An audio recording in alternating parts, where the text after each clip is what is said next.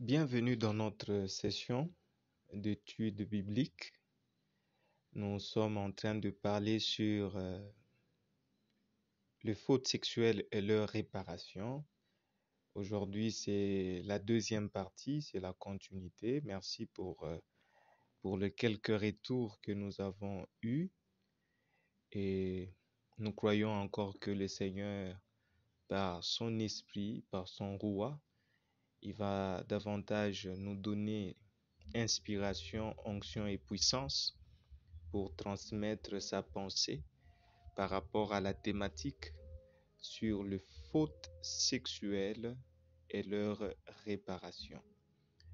Pour ceux-là peut-être qui n'ont pas suivi la première partie, je souhaite ou je vous encourage à aller suivre la première partie qui est déjà dans le post, qui est déjà sur la chaîne. Alors, pour nous remettre dans le contexte, nous avons commencé avec Lévitique chapitre 18, le verset 6. Nous avons expliqué le mot nudité, parce que dans Lévitique chapitre 18, il est question de la nudité. Dieu est en train de dire à son peuple pour que vous soyez saints, pour que vous puissiez être saints comme moi, je suis saint, vous devez éviter de découvrir la nudité. Alors, nous avons compris que la sainteté de Dieu est définie par rapport à trois concepts. La sainteté de Dieu est définie par rapport à lui-même. Dieu dit, soyez saints, car moi, Dieu, je suis saint. Il dit aussi, soyez saints, alors vous ne devez pas découvrir la nudité. Et troisième des choses, il dit, soyez saints, vous ne devez pas manger ce qui est impur. Alors, nous sommes penchés sur le mot nudité qui signifie ervav. Et nous avons expliqué que ce mot ne veut pas dire voir, comme on a un film pornographique, donc vous êtes en train de pécher contre Lévitique 18. Non, ici, il ne s'agit pas de voir dans le sens d'espier, de regarder, mais il s'agit d'un acte par lequel la personne entreprend pour avoir une relation avec l'autre. Le mot ervav n'a pas le sens de la nudité, quelque chose qui est à découvert, parce qu'en hébreu, il y a deux termes qui désignent la nudité. Il y a arum et ervav. Lorsque vous n'êtes pas couvert par des habits, on utilise le mot arum, ce qui n'est pas le cas dans Lévitique 18. Alors, nous avons expliqué que ce mot ervav veut dire détruire la connexion et la révélation. C'est que l'acte sexuel, la faute sexuelle, brise votre capacité à se connecter à Dieu et votre capacité à recevoir la révélation de Dieu. C'est là où nous avons donné le premier symptôme de quelqu'un qui vit dans le faute sexuelle. Le premier symptôme, c'est que la personne aura du mal à avoir une vie de prière et de méditation profonde. Il aura du mal à mieux adorer le Seigneur. Et, euh, et tout ça, ça a été expliqué dans le mot ervav. Deuxième des choses que nous voulons ajouter encore sur ce mot ervav, ervav veut dire aussi, ervav, j'avais dit que ce mot peut être décomposé en deux. Er, c'est détruire. Vav, ce mot vav est composé de deux lettres en hébreu, la lettre vav et la lettre e. La lettre e en hébreu, c'est comme le H muet en donc ça ne se prononce pas. C'est une lettre qui n'a pas de son, qui n'a pas de phonétique. Maintenant, comprenons encore une deuxième révélation sur ce mot ervav. Alors, le mot vav, possédant deux lettres, la lettre vav et la lettre e, ces deux lettres signifient l'homme et la femme. Donc, ervav, er veut dire détruire l'homme et la femme. Oui, Parce que la sexualité, c'est la seule chose qui peut détruire la relation entre un homme et une femme.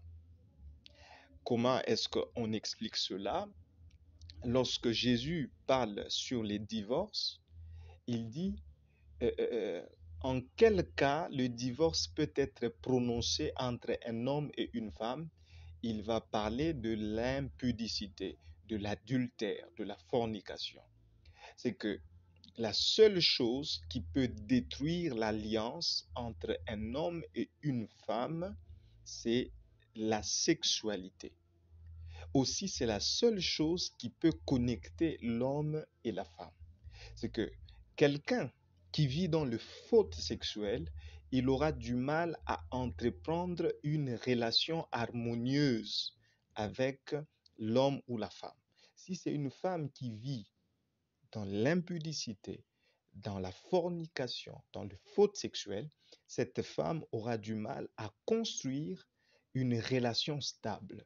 Donc, le faute sexuel sont des indicateurs qui révèlent que cette personne a un problème dans sa dimension relationnelle. C'est que quand le mot ervave peut être traduit comme la destruction de l'homme et de la femme, c'est que les fautes sexuelles sont les seules choses qui peuvent détruire l'homme et la femme. Allons-y un peu et méditons sur ce point. Dans Genèse chapitre 1, le verset 26. Genèse chapitre 1, le verset 26, la Bible dit ceci. Nous sommes, je veux prendre plutôt le verset 27. Je prends la version d'Arby. Et Dieu créa l'homme à son image. Je cherche si j'ai la version Chouraki aussi. Je reprends. Donc, prenez votre Bible. Nous sommes dans Genèse chapitre 1, le verset 27. Et Dieu créa l'homme à son image. Il le créa à l'image de Dieu.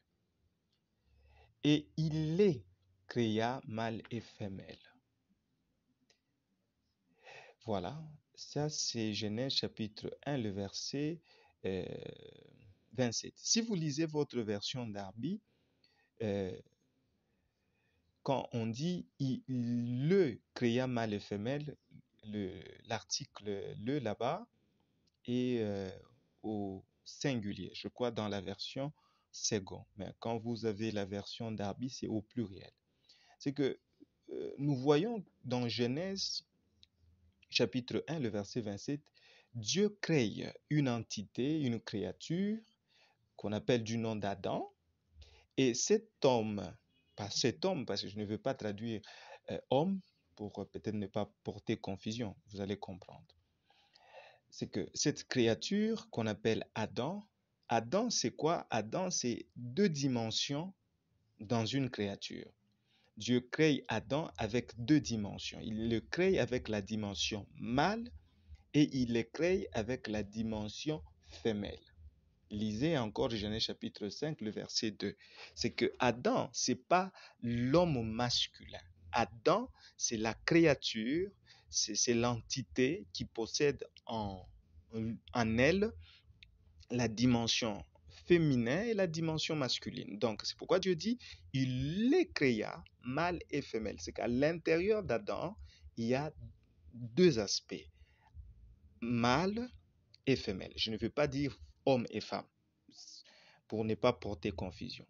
Mais lorsque Dieu va séparer l'aspect masculin et l'aspect féminin, c'est alors qu'il y aura l'apparition de l'homme et l'apparition de la femme dans Genèse chapitre 2. Donc, dans Genèse chapitre 2, le verset 7, Dieu va séparer la dimension femelle et la dimension masculine. C'est que cette dimension femelle va être appelée Isha et la dimension masculine va être appelée Ish, que nous traduisons homme et femme. Une chose importante que vous devez retenir, c'est que Dieu n'a jamais créé Ève Pourquoi est-ce que j'ai dit cela? Parce que Ève, c'est le nom qui a apparu lorsque Isha a péché. Lorsque la femme a péché, c'est alors que dans Genèse chapitre 3, le mot Ève va apparaître. C'est que dans la pensée de Dieu, il n'y avait pas Ève. Ça, c'est aussi un autre concept. Si vous voulez que nous puissions parler sur le concept de Isha et Ava, donc de la femme et de Ève, vous pouvez nous faire, vous pouvez nous le faire savoir dans le commentaire. Alors, comme je le disais, c'est qu'au départ, Dieu crée Adam. Et dans Adam, il y avait deux dimensions, la dimension masculine et la dimension féminine. Lorsque Dieu sépare ces deux dimensions, c'est alors que nous avons l'apparition de l'homme et l'apparition de la femme. Comprenez que le mot homme en hébreu c'est ish et le mot femme en hébreu c'est isha. Lisons le Genèse chapitre 2, les versets 23 au verset 24. La Bible dit, et l'Éternel Dieu forma une femme de la côte qu'il avait prise de l'homme et l'amena vers l'homme. Et l'homme dit, cette fois-ci, celle-ci est os de mes os et chair de ma chair. Celle-ci sera appelée femme, Isha, parce qu'elle a été prise de l'homme, Ish. Ça, c'est la version d'Arbi. C'est pourquoi l'homme quittera son père et sa mère et s'attachera à sa femme et ils seront une seule chair. Ça, il faut retenir. Alors, je vais vous lire la version Chouraki. C'est que vous devez comprendre que, par exemple, lorsqu'on dit dans et Dieu dit, Dieu forma une femme de la côte, par moment, ça porte à confusion. Alors, je vous lis la version Chouraki. Yahweh Adonai Elohim bâtit la côte qu'il avait prise du glebeux. Voilà. Donc, Chouraki traduit le mot homme par glebeux, parce que jusque-là, Adam, ce n'est pas un homme au sens de ce que nous connaissons. C'est une créature qui est dans un autre état, parce que cette créature, cette entité, est à la fois mâle et femelle, en femme. Il l'a fait venir vers les glébeux. Les glébeux dit, celle-ci, cette fois, c'est l'os de mes os, la chair de ma chair. À celle-ci, il sera crié femme, Isha. Oui, de l'homme, Ish, celle-ci est prise. Voilà. C'est que la dimension de l'homme et la dimension de la femme est apparue lorsque Dieu a séparé ces deux dans l'entité qu'on appelle Adam, que Chouraki traduit par glébeux. Ça, c'est indispensable, c'est important. Maintenant, c'est que nous comprenons qu'au départ, vous avez les glébeux, Adam, qui a deux dimensions. Dieu va les séparer. Maintenant, Dieu, dans sa pensée, il veut que ces deux dimensions soient toujours connectées. Dieu veut que ces deux dimensions, parce que la pensée originelle de Dieu, c'est qu'il a créé un homme en lui où il y a deux dimensions. C'est qu'il crée un homme, plutôt il crée une créature, en lui il place les deux dimensions et puis à un moment donné il le sépare, mais dans sa pensée il veut que ces deux dimensions soient toujours reconnectées. Maintenant c'est alors que Dieu va créer le moyen pour reconnecter le masculin et le féminin et ce moyen-là c'est la sexualité.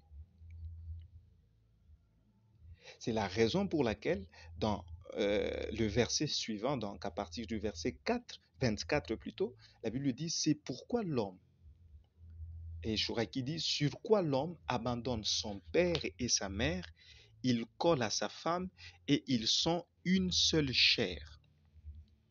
C'est que la pensée de Dieu, quand il sépare le masculin, le féminin, il crée l'homme et la femme, il veut le reconnecter ensemble pour qu'ils deviennent une seule chair il crée le moyen que nous nommons, que nous appelons la sexualité. C'est que la sexualité, c'est le moyen de reconnecter les deux dimensions. Et vous comprenez que Dieu dit, il va faire à ce que par l'acte sexuel, l'homme et la femme puissent devenir une seule chair.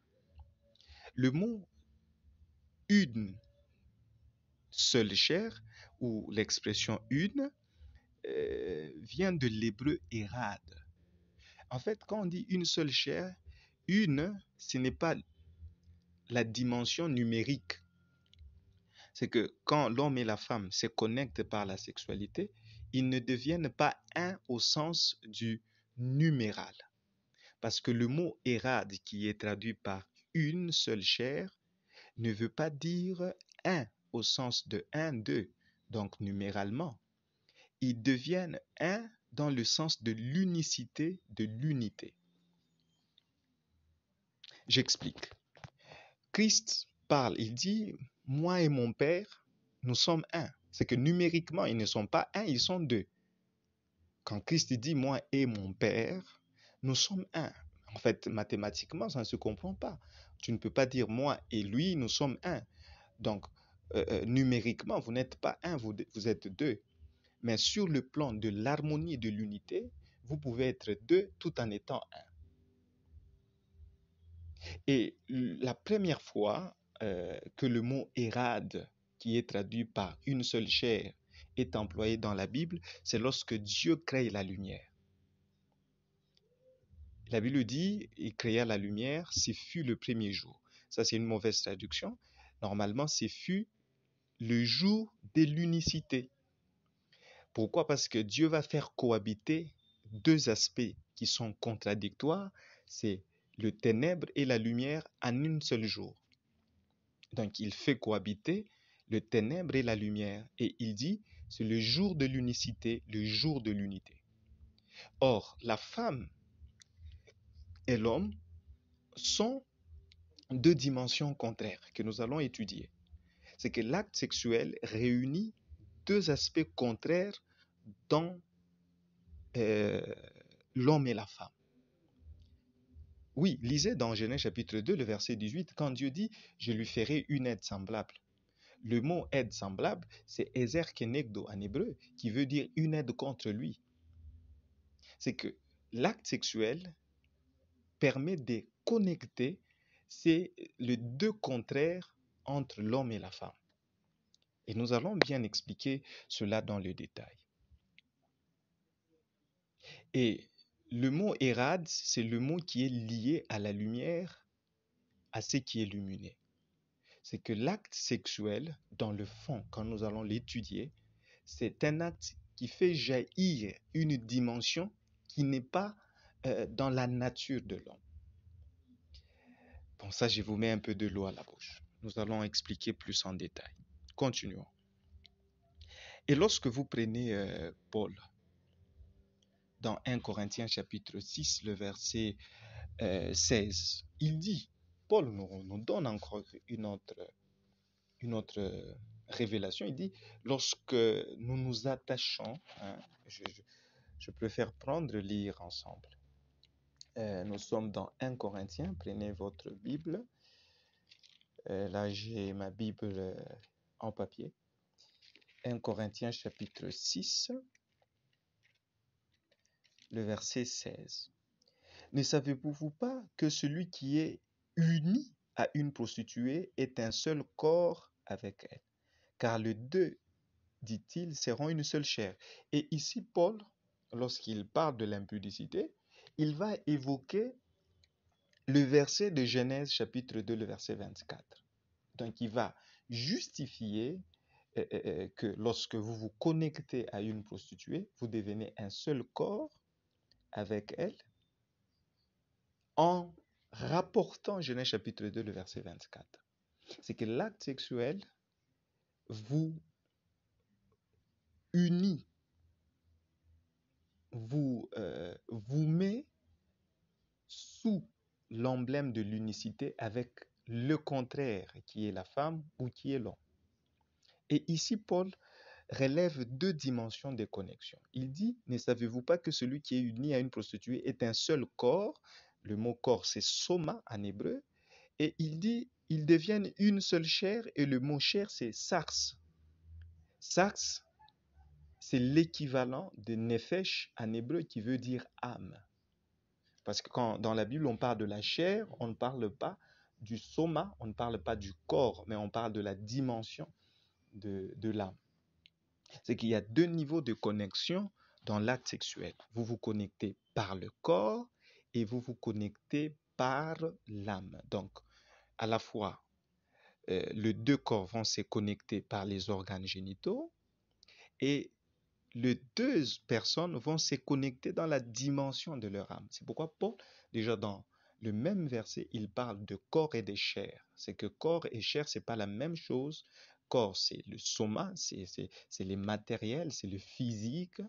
Et à la fois, vous vous connectez dans la dimension de votre psychique, de votre état spirituel. Ça, c'est indispensable. Revenons encore quand Dieu dit, c'est pourquoi l'homme quittera son père et sa mère, et le deux, et il va s'attacher à sa femme pour devenir une seule. Donc, à quel moment est-ce que l'homme quitte son père et sa mère? C'est au moment où l'homme couche avec une femme.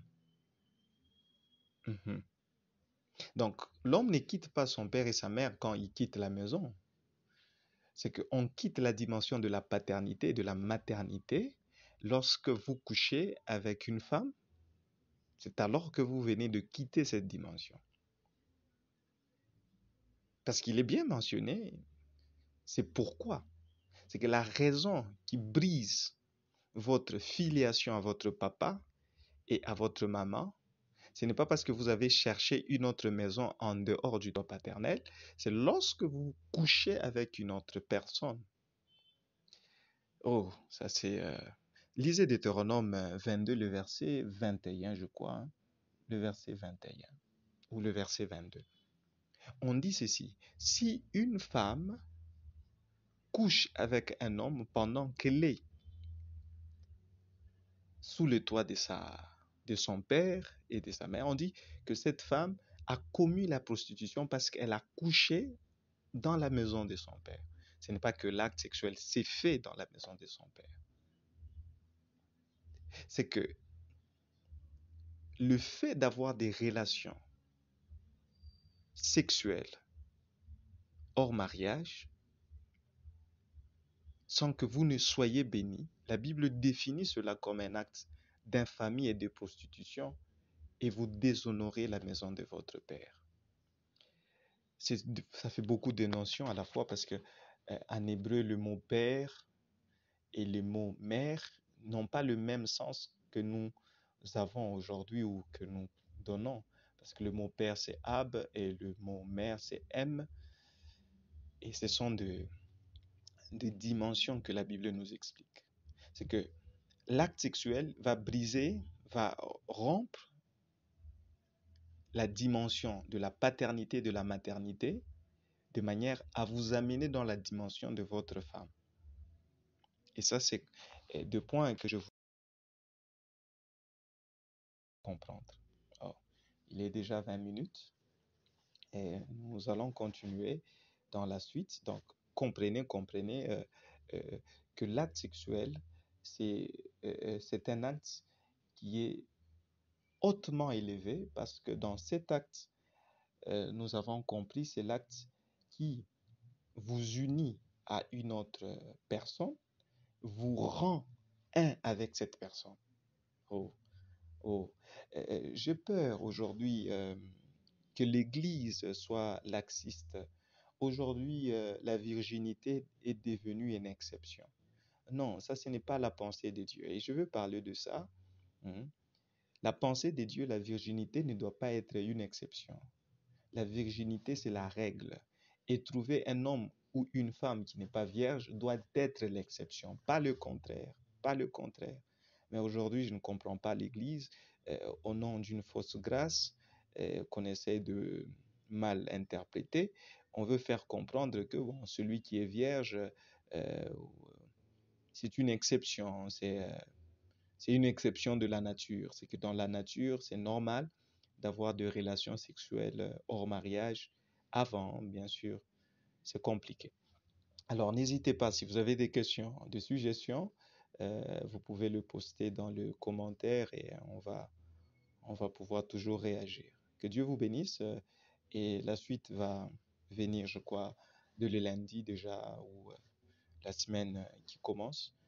Nous allons continuer avec cette série.